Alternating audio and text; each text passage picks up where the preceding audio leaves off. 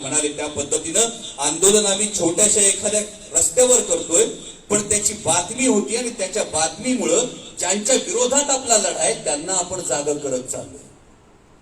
आणि त्यामुळे नेमका लढा कोणत्या माध्यमातून कोणत्या पद्धतीने जायचा आहे, काय रूपरेषा आहे, त्यासाठी आजच्या या बैठकीचं तुम्हाला सगळ्यांना निमंत्रण दिलं. मी माजी खासदार शिवाजी दादा आढळरावांशी स्वतः फोनवर बोललो. मी त्यांना सांगितलं, शिवाजी दादा तुमचा अनुभव मोठा आहे, तुमचा अनुभव प्रदीर्घ आहे, तुम्ही या बाबीत पाठपुरावा केलेला आहे, तुम्ही सुद्धा मार्गदर्शन करा. मी काल भोसरीचे आमदार महितदादा लांडगेंशी बोललो, मी आज जुन्नरचे माजी आमदार शरददादा सोनवणेंशी बोललो. यासाठीच बोललो की हे व्यासपीठ राजकीय व्यासपीठ नाही, कोणतीही निवडणूक डोळ्यासमोर ठेवून ही बैठक आयोजित केलेली नाही. पण माझ्या बैलगाडा मालकांना कळलं पाहिजे लढा कुठल्या दिशेनं सुरू आहे. तर आता जो लढा सुरू आहे हा दोन पद्धतीनं सुरू आहे. या दोन पद्धती आपण आधी समजून घ्या. पहिली पद्धत जी कोर्टात केस सुरू आहे हे आपल्याला माहिती आहे. आपल्याला आतापर्यंत सगळ्यांनी सांगितलंय की हे न्यायप्रविष्ट प्रकरण आहे. आता या न्यायप्रविष्ट प्रकरणासाठी 5 जजेसचा एक कॉन्स्टिट्युशनल बेंच बनणार आहे. 5 सदस्यीय खंडपीठासमोर जी मद्रास हायकोर्टाच्या निर्णयाला विरोधात आणि मुंबई हायकोर्टाच्या निर्णयाच्या विरोधात या दोन याचिकांची सुनावणी होणार आहे. पण ते 5 सदस्यीय खंडपीठ बसतच नाही. या संदर्भात पाठपुरावा करत असताना जी आपली बाजू मांडतायत महाराष्ट्र सरकारचे वकील ऍडव्होकेट पाटील, ऍडव्होकेट सचिन पाटील यांच्याशी मी चर्चा केल्यानंतर पुढच्या 1 ते 2 दिवसामध्ये जे आपले अटॉर्नी जनरल आहे त्या ऍडव्होकेट मुकुलजी रोदगी साहेबांची वेळ मी त्यांना मागितली, जेणेकरून हे 5 सदस्यीय खंडपीठ लवकरात लवकर करा अशी मागणी ही आपल्या अटॉर्नी जनरल कडून सुप्रीम कोर्टाला केली जाईल. बरं, आता हा केसेसचा मगाशी सांगताना कोणीतरी म्हणालं की सुरू होते बंद होते, सुरू होतं बंद होतं. त्यामुळे केसमध्ये हा मुद्दा जो आहे त्यामध्ये आपण कोणताही राजकीय हस्तक्षेप करू शकत नाही केसच्या संदर्भामध्ये.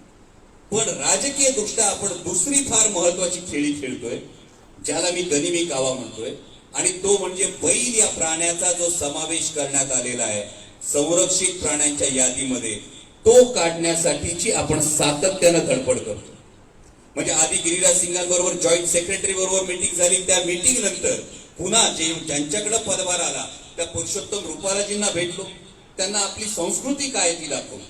आतापर्यंत आपण जे भांडत होतो भावांनो, ते सांगत होतो की ही आमची संस्कृती आहे. पण मगाची जसं आबाराजांनी सांगितलं, आबाराजे आता संसदेमध्ये सुद्धा मंत्री मंडळामध्ये सुद्धा आपण याचं सांगण्याची पद्धत ही 4 स्तंभांवर आधारित केली. एक म्हणजे ही आमची संस्कृती आहे, दुसरी म्हणजे आपण कॅटल पॉप्युलेशन सेन्सेसची आकडेवारी समोर ठेवली मंत्र्यांच्या, आणि त्यांना दाखवलं की तुम्ही जे गोरक्षणाची जबाबदारी घेता आहात इथं बघा 46% कमतरता आलेली आहे बैलांच्या संख्येमध्ये. आता याला जबाबदार कोण याचं मला उत्तर द्या, ही मागणी आपण आता पशुसंवर्धन मंत्र्यांकडे केलेली आहे. त्यामुळे आपली संस्कृती, दुसरं म्हणजे देशी गोवंशाचं रक्षण आणि संवर्धन, तिसरं मगाशी आपल्या सनई वादकांनी जी भूमिका मांडली त्या पद्धतीनं ग्रामीण अर्थव्यवस्थेला चालना देणारं एक सशक्त मॉडेल म्हणून आपण याला पुढे आणतो. आणि चौथी गोष्ट आंतरराष्ट्रीय पर्यटनासाठीची संधी. जो आपण युक्तिवाद करतो, हा युक्तिवाद सुनीलांना हाच करतो की स्पेन मधली बुलफाईट जर आंतरराष्ट्रीय पर्यटकांसाठी संधी तयार होते तर माझी बैलगाडा शर्यत ही सुद्धा त्याच ताकदीची आहे आणि ती आंतरराष्ट्रीय पर्यटकांसाठी संधी सुरू होईल. आता या 4 गोष्टींसाठी आपण सरकारकडे भांडतो आहोत की या 4 गोष्टींसाठी तुम्ही आता बैल संरक्षित प्राण्यांच्या यादीतून काढा.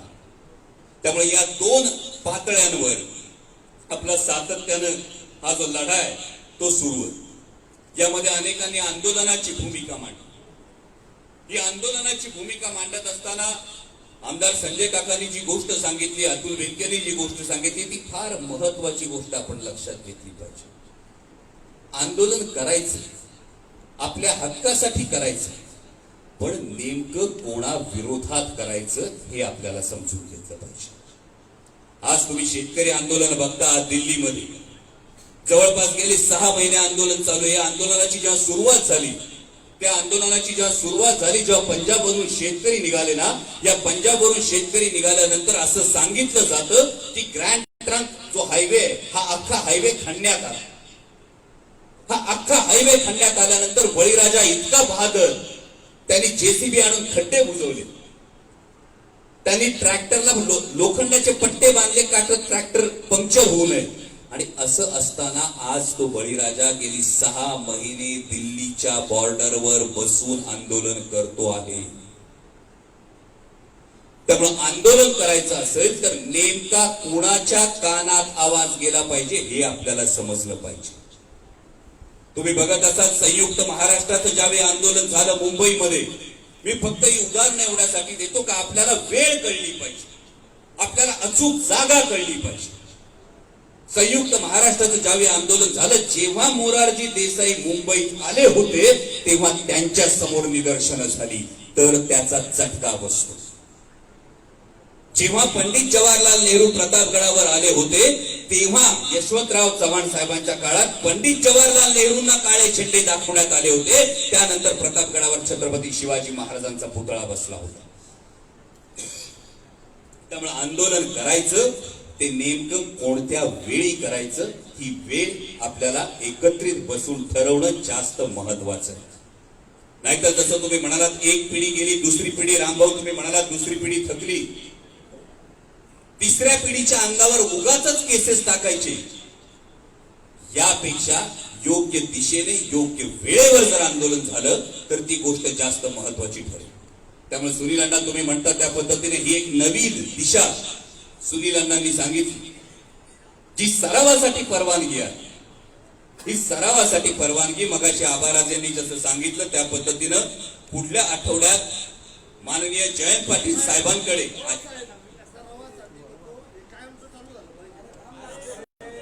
मी बाबा तेच टप्पे सांगतो तुम्हाला, फक्त 3 टप्पे आहेत याच्यामध्ये. पुढच्या आठवड्यात जयंत पाटील साहेबांकडे जी बैठक आहे, या बैठकीमध्ये जो आबाराजेंनी मुद्दा सांगितला की आर्टिकल 48च्या अंतर्गत आपल्याला राज्य सरकारच्या माध्यमातून काय करता येईल याची आपण नक्कीच चाचपणी करतो आहोत. त्यानंतर परवा येताना संसदेतून यायच्या आदल्या दिवशी सुद्धा मी स्वतः गिरिराज सिंगांना पुन्हा भेटलो. पुरुषोत्तम रुपालांना मी जे भेटलो होतो ते पुरुषोत्तम रुपालाजींना भेटल्यानंतर त्यांनी मला असं सांगितलं की मागची तुमची बैठक ही आधीचे पशुसंवर्धन मंत्री गिरिराज सिंग आणि जॉईंट सेक्रेटरी यांच्या बरोबर झाली होती. ओपी चौधरी जॉईंट सेक्रेटरीचं नाव. त्यांच्याकडून मी माहिती घेतो आणि मी कार्यवाही करतो. हे पुरुषोत्तम रुपालाजींनी सांगितल्यानंतर मी पुन्हा जाऊन गिरिराज सिंगांना भेटलो. गिरिराज सिंगांना भेटून त्यांना विनंती केली की आता माझ्यासाठी तुम्ही पुरुषोत्तम रुपालांकडे चला, आणि ती मागणी गिरिराज सिंगांनी मान्य केलेली आहे. आता फक्त दोघांची वेळ मला जुळवून दोघांना समोरासमोर बसवून ही गोष्ट मार्गी लावायची. त्यामुळे जो नेहमीचा कायमचा जो मुद्दा आहे, कायमचे सुरू होण्याच्या दृष्टीनं साधारणतः सोमवारी आपल्याला कोर्टाच्या संदर्भात काय पुढची हालचाल होते ही आपल्याला माहिती मिळेल पुढच्या सोमवारी. त्यानंतर पुढची बैठक झाल्याबरोबर 2 केंद्रीय मंत्री गिरिराजजी सिंग आणि आत्ताचे पशुसंवर्धन मंत्री पुरुषोत्तम रुपाला या दोघांची एकत्रित बैठक झाल्यानंतर आपल्याला पहिली या प्राण्याचा समावेश संरक्षित प्राण्यांच्या यादीतून कसा काढता येईल हे दुसरं आपल्याला समजेल. तिसरी गोष्ट राहतो मुद्दा तुमचा आंदोलनाचा. तर संजय काका, मी तुम्हाला सगळ्यांना एकच विनंती करेन, या 2 गोष्टी जे तुम्ही डेडलाईन म्हणतात, या 2 गोष्टी पुढच्या काही काळामध्ये समोर येतील. या समोर आल्यानंतर जे संजय काकांनी सांगितलं त्या पद्धतीनं जो वणवा पेटलाय बाळासाहेब, तो वणवा असा पेटला पाहिजे का महाराष्ट्रातल्या वणव्याची धग दिल्लीला बसली पाहिजे, असा वणवा पेटला पाहिजे. आणि हा वणवा कधी पेटवायचा तर फक्त या 2 गोष्टींनंतर याची आपण निर्णय नक्की घेऊ. मगाशी सुनीलांना तुम्ही म्हणालात नेतृत्व तुम्ही घ्या, जबाबदारी तुम्ही घ्या. मी म्हणतो सामूहिकपणे पुढे जाऊ, यामध्ये कुठलंही श्रेय नको. प्रामाणिकपणे सांगतो, या मायबाप जनतेनं, बैलगाडा मालकांनी हा एक विश्वास जो टाकला, जो तुम्ही सांगितला, या विश्वासाच्या बळावर एक बैलगाडा मालकाचा नातू संसदेत पोहोचला. जी काही कामं होती गेल्या 2 वर्षात, बाकीची सगळी कामं होती.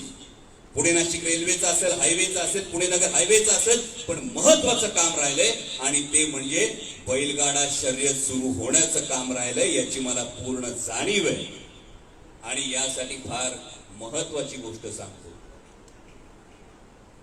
मला कोणतीही राजकीय पार्श्वभूमी नाही संजय काका, ना मला कुठलाही मतदारसंघ आहे, ना मला कुठली राजकीय पार्श्वभूमी आहे, ना मला कधी कुठली निवडणूक लढायची आहे, अशी कोणतीही मला महत्वाकांक्षा नाही.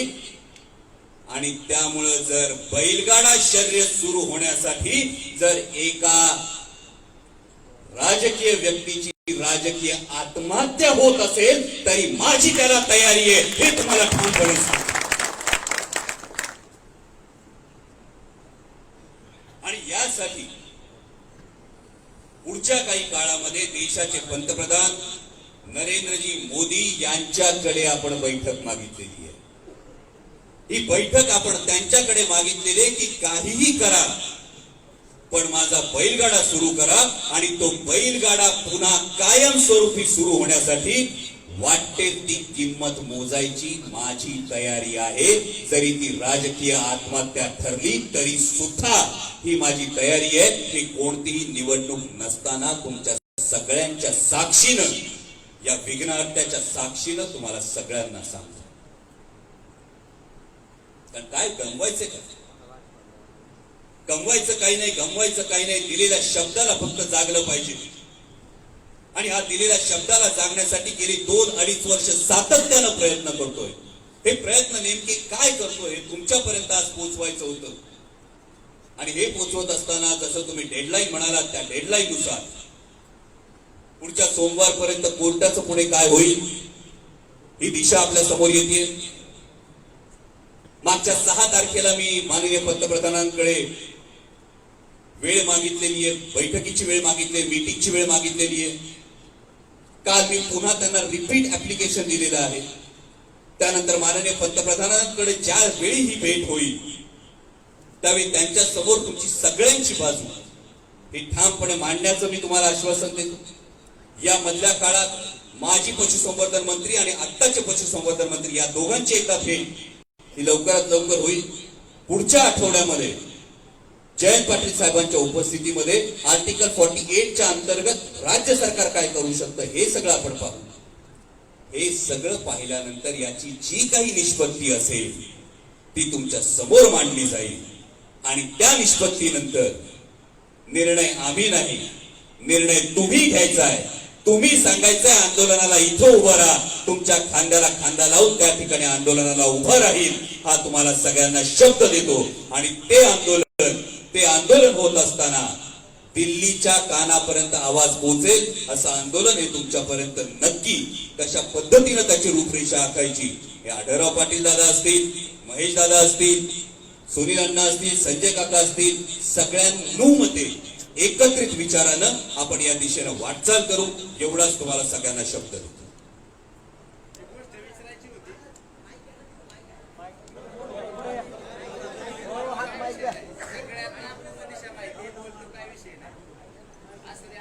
थांबा महाराज, थांबा जावा, सगळ्यांना ऐकू द्या.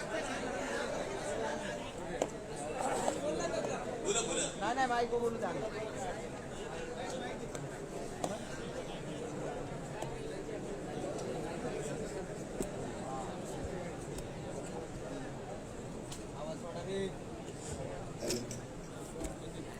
साहेब, यात कुठलं राजकीय षडयंत्र नाही किंवा काय नाही, हे सगळं आम्हाला सर्वजणांना सगळ्यांना कळालं. आमचा मुद्दा काय होता माहिती का, की आमची बैलगाडा शर्यत कशी का होणार चालू झाली पाहिजे. मगाशी मला लय बोलायचं होतं, सगळ्यात महत्वाचं सांगतो, माझ्या प्रत्येक गाडा मालकाला माझी तळमळ माहिती होती. मी मस्ती तर म्हणलं जीव देईल, सगळं खरंय, मी देऊही शकतो. फक्त माझी अडचण अशी होती साहेब, मला सगळ्या तुमच्या मंडळींचं ऐकायचं होतं. आता माझा अण्णा म्हणला की मी तुमच्या पुढे राहील, माझी ताकद होती. तुम्ही म्हणले मी गुढी बसेल ही तुमच्या तालुक्यातून माझी ताकद होती. मला फक्त आता एवढंच विचारायचंय, जर संरक्षित कायद्यात तुमच्यासारखा एक कोणते राजकीय माणूस टाकत असेल तर ते काढायला इतका उशीर का? पहिला विषय काय आहे की तुम्ही टाकताना एका दिवसाचा विचार करताय, काढताना इतका उशीर का? हा आमचा सगळ्यांचा एक सवाल आहे. या सवालाचे हे काय टाळ्यांसाठी नाही झालं. 2 मिनिटं ऐकून घ्या. हे जे पहिले तुम्ही टाकू शकता तसं तुम्ही काढलाही पाहिजे. याच्या पुढचा विषय, तुम्ही एक आम्हाला सांगितलं की आंदोलन नेमक्या वेळी केलं पाहिजे. आता आमचा असा सवाल आहे की आम्ही आता काय करू? आम्ही आता काय करू की जेणेकरून हा मुद्दा कोर्टात उभा राहिला, कोर्टाचे निकाल आमच्या बाजूने 100% यशस्वी लागेल. याच्यासाठी आम्ही काय करू तेवढंच मार्गदर्शन करा. इथून मागे काय झालं, याच्या पुढे काय होतं हे सगळं आम्ही ऐकलेलं आहे. अगदी बरोबर आहे दादा. 2च गोष्टी सांगतो, दोन्ही प्रश्नांची उत्तरं सांगतो. इथून मागे काय झालं तुम्हाला माहिती आहे. 2011 साली पहिल्या प्राण्याचा समावेश संरक्षित प्राण्यांच्या यादीत करण्यात आला. आता यासाठी आपण का भांडतोय तर यामध्ये ट्रेन आणि एक्झिबिट या 2 गोष्टींवर बंदी आहे, याची सुद्धा तुम्हाला कल्पना आहे. ठीक आहे. कोर्टात आपण जो एक मुद्दा मांडण्याचा प्रयत्न करतोय तो मुद्दा कोर्टाच्या केसविषयी बोलतो. तो मुद्दा असा आहे की बैलगाडा शर्यत ही कुठेही तिकीट लावून केली जात नाही, त्यामुळे याला जो टिपिकल एक्झिबिटचा जो मुद्दा आहे तो लागू होत नाही. हा आपला एक महत्वाचा मुद्दा आहे. दुसरी एक महत्वाची बाजू अशी होती की मागच्या काळामध्ये जेव्हा मी वकिलांशी या संदर्भात चर्चा केली होती त्यानंतर मला असं सांगण्यात आलं होतं की मराठा आरक्षणाच्या केस नंतर तातडीनं हा मुद्दा आपण प्रायोरिटीवर घेऊ. या संदर्भात आपण सुनील केदार साहेबांबरोबर सुद्धा या संदर्भात एक बैठक केली होती. आता पुन्हा मी तुम्हाला जे सांगितलंय की सोमवारी पुन्हा आपण या संदर्भात कोर्टात हे मॅटर किती लवकर येईल यासाठी आपण प्रयत्न करतोय. हा कोर्टाचा विषय. ठीक, जे सोमवारी आपल्याला कळेल की कोर्टात हे मॅटर किती लवकर आपल्या समोर येईल. दुसरा मुद्दा राहिला की बैल या प्राण्याचा समावेश वगळायचा कसा. यामध्ये मी खरं सांगतोय, मी आतापर्यंत 4 बैठका केल्या मंत्र्यांबरोबर. बैलगाडा शर्यत काय आहे, कशी असते, इथून त्यांना सांगावं लागतं. पहिल्या बैठकीला जेव्हा मी बैठक केली ओपी चौधरींबरोबर, तर पहिल्या बैठकीला ओपी चौधरींनी सरळ मंत्री महोदयांना अहवाल देऊन टाकला की हे न्यायप्रविष्ट प्रकरण आहे, याच्यामध्ये आपण हात घालू शकत नाही. त्यांच्याशी भांडून त्यांना सांगितलं केस वेगळी आहे, माझी मागणी वेगळी आहे. केस ही बैल या प्राण्याच्या संरक्षित प्राण्यांच्या यादीतल्या समावेशाची नाही, त्यामुळे हे न्यायप्रविष्ट प्रकरण केंद्र सरकारसाठी होत नाही. माझं जे प्रकरण आहे ते बैल या प्राण्याचा समावेश वगळा. आता यामध्ये असं होणार आहे, मंत्र्यांचा सकारात्मक प्रतिसाद, या मंत्र्यांच्या सकारात्मक प्रतिसादानंतर डिपार्टमेंटल बैठक, या डिपार्टमेंटल बैठकीनंतर अॅनिमल वेलफेअर बोर्डाची एक बैठक, आणि त्या बैठकीचा अहवाल हा आपल्या मनासारखा करून घेऊन बैल यातून वगळता येऊ शकतो. अजूनही त्यात 2 मतप्रवाह आहेत. काहींचं म्हणणं याला संपूर्ण मंत्रिमंडळाची मंजुरी लागेल, काहींचं म्हणणं आहे हे फक्त जसं टाकलं अचानक तसं अचानक काढता येईल. आपण दोन्ही बाजूनी लढतोय. आणि त्यासाठी तिसरी बाजू जी म्हणतोय त्यासाठी मी स्वतः पंतप्रधानांची वेळ मागितली की मला तुम्हाला ही बाजू मांडायची. त्यामुळे या 3 गोष्टींसाठी जेवढा वेळ लागेल, तुम्ही एवढे दिवस, एवढी वर्ष हा लढा दिलेला आहे. आता एकदा सोबत विश्वास ठेवा, आपण लढतो, आपण सातत्याने प्रयत्न करतो. या फक्त 2 गोष्टींसाठी या गोष्टी क्लिअर होण्याचा वेळ लागेल. तेवढ्या गोष्टी क्लिअर झाल्या की आपल्या समोरची पुढची रूपरेषा, आपली काय दिशा असेल ती आपल्या समोर अगदी स्पष्ट असेल.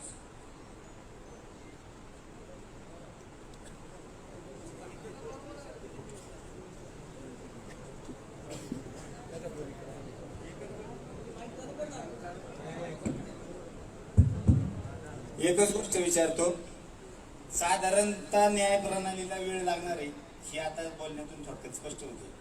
पण आत्ताच जे झाले, इथून मागे आपली म्हण होती सरकारी काम 12 महिने थांब. आता तुमच्या वायफाय मुळे झटक्याव फटक्याव फॅक्स होते की लगेच दिल्ली जाते. हा वेळ लागतोय हे आमच्या लक्षात येतोय की बाबा सरकारी काम हे 12 महिने थांबावं लागणार आहे. 100% खरे, याला वेळ लागू द्या. आता माझं काय म्हणणं आहे की आता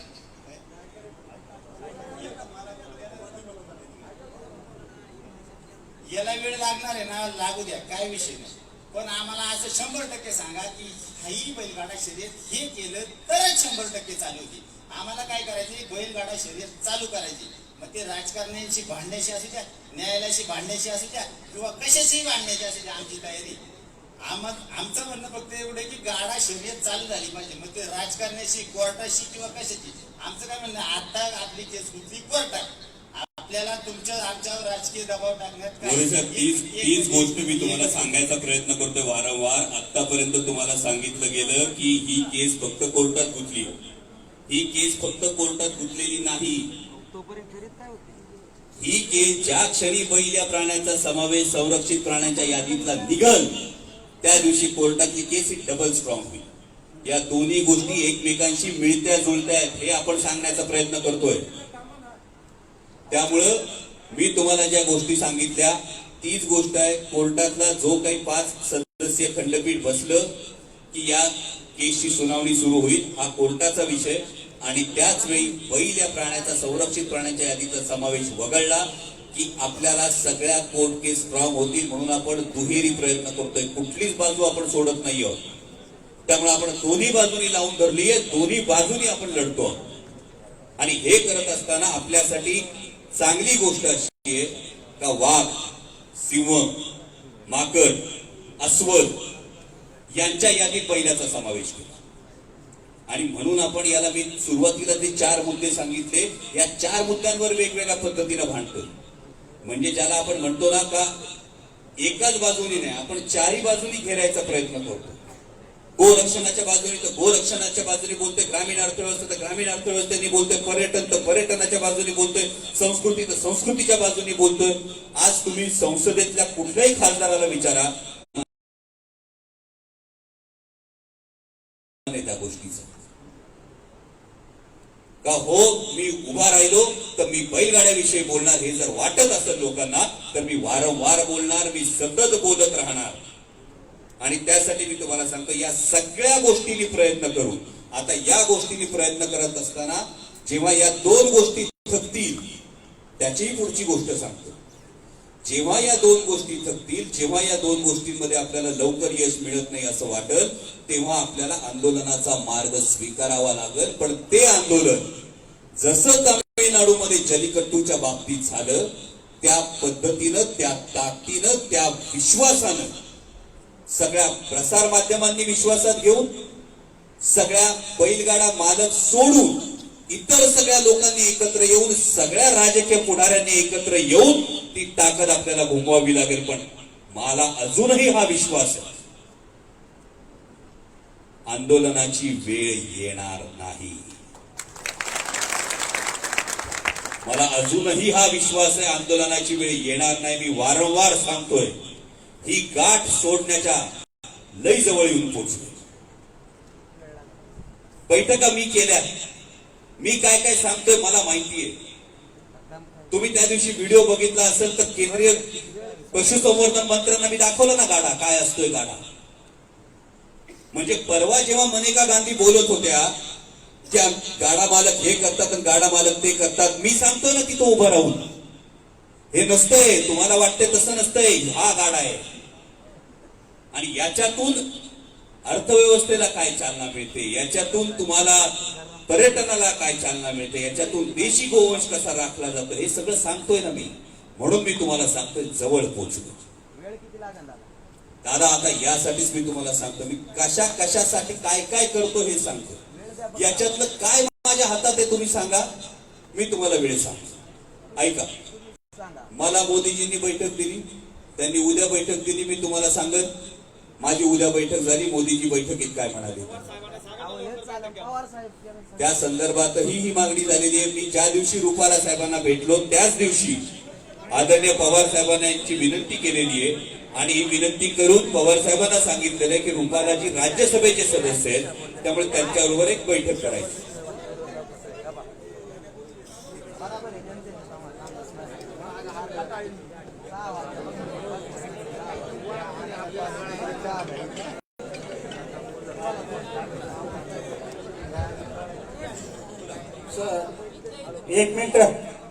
एक मिनिट थांबा साहेब. आम्ही सगळ्या गाड्या मालकांच्या वतीनं आपल्याला फक्त एक विनंती करतो, तुम्ही जी सगळी प्रतिक्रिया सांगता ही आम्हाला सगळ्यांना ज्ञात आहे.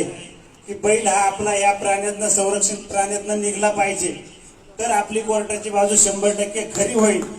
पण आम्ही तुमच्याकडनं आता राज्यकर्त्याकडनं एकच शब्द आम्हाला तुम्हाला पाहिजे. सरकार राष्ट्रवादी काँग्रेसचं, शिवसेनेचं, राष्ट्रवादी काँग्रेसचं सरकार आहे. आम्ही बैलगाडा शर्यतींना आम्ही कुठं फेरे टाकायला गेलो तरी पोलीस आमच्या मागे लागतात, आमच्यावर नाहीते गुन्हे दाखल करतात. फक्त सरकार आपलं असल्यामुळं आम्ही एक आपल्याला सगळ्या बैलगाडी मालकांच्या वतीने एक विनंती करतो की बाबा आम्हाला जिल्ह्यातनं फक्त एक 4 ठिकाणं कुठं तरी द्या. आमच्या बैलांना फक्त फेरे कुठं पळतील, आमची रेसल कुठं जरा राहील, यासाठी फक्त आम्ही आता तुम्हाला फक्त एवढीच विनंती करतो. कारण ही प्रतिक्रिया कोर्टाची प्रतिक्रिया आहे, सगळ्यांनी समजून घ्या. थोडा वेळ हा 100% लागणार आहे.